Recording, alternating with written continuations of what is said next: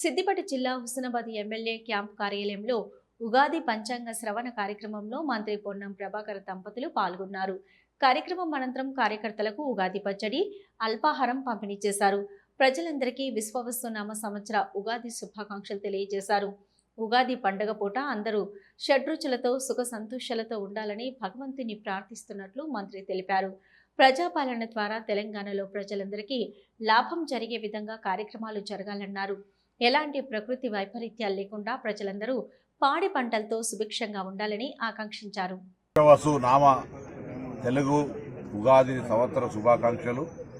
ఈ ఉగాది పండుగ పూట షట్రుచులతోటి అందరూ కూడా సుఖ సంతోషాలతో ఉండాలని ఆ భగవంతుని ప్రార్థిస్తున్నాం.